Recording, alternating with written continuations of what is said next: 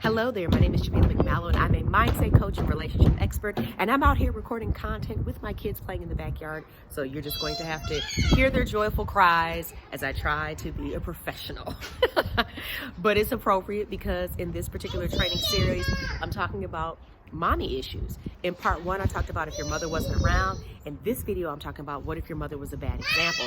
And one of the biggest ways that I've seen this, I had a client and her mother was, I'm not going to call her any names or anything, but she had lots of boyfriends, and she was always putting men ahead of her children. She'd go out, she'd gamble, she'd drink, she'd just do all the things, and she did not make her children a priority. And so my client, who was the oldest child, ended up caring for her younger siblings because her mother just wasn't around. Her mother was just doing what she wanted to do, having a good old time with her boyfriends and all these different men. And so what that example taught her was that, number one, that she wasn't important, that she came secondary to men.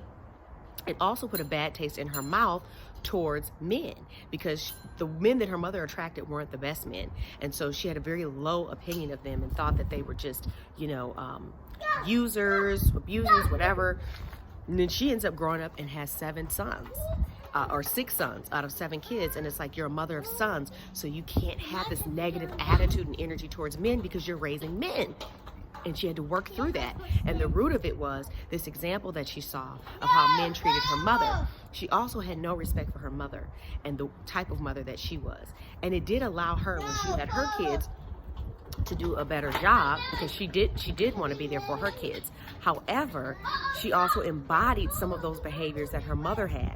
She also ended up developing some poor habits that she put ahead of her children. So lost that thought, mom life, right?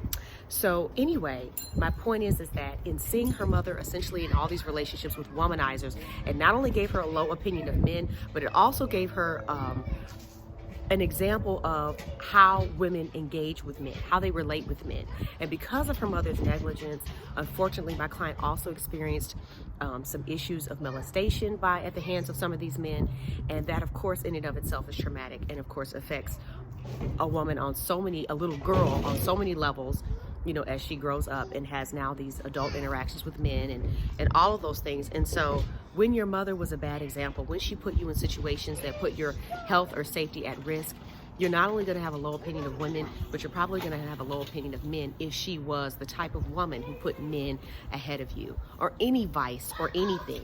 And so again, whenever you have an issue with your mom, whenever you have an issue with women, the ultimate person that you have an issue with is actually yourself, because you are a woman. And so not healing this wound and saying stuff like, yeah, well, I just like to be with guys, I don't really like being with women because you know how they are. No, I don't know how they are. Maybe the ones that you're around are like that because we attract what is familiar with us. We attract what we know. And if you're used to dealing with a woman, your mom, who maybe was deceptive, deceitful, flirty, whatever, these different types of things that you saw in a negative connotation, and you were like, I'm never going to be that way, but then you grow up and you start to become her, or you start to look at other women like this is how they are, or they're trying to steal my man, or this and that. You just have this suspicion and, like I said, just negative, distrustful attitude towards women, and that comes from this relationship and the example that she set. So you don't have to stay this way. You can have close friends, female friends that you can trust. You can have happy, healthy relationships with men and relate to them in a way that makes sense and is respectable and honest and with integrity and on the same level, and not this kind of manipulative relationship where you feel like you just have to exude all this sexual energy in order to get what you want, rather than just having a mature adult conversation, because you don't know how to do that, because you didn't see your mother do that. That wasn't your day in day out example. But even though you didn't like it, you became it, because no matter how hard we try, we grow up and we become our mothers. You live what you learn, and you will attract what is familiar to you, not what is good for you. So we're going to be talking in part 3 tomorrow about, about another topic under this issue of mommy issues. But I want to thank you for watching this particular training. And if you have any questions, you're welcome to reach out to me at coachjamila.com. And I want to thank you for enjoying this series, and I will see you in the next one.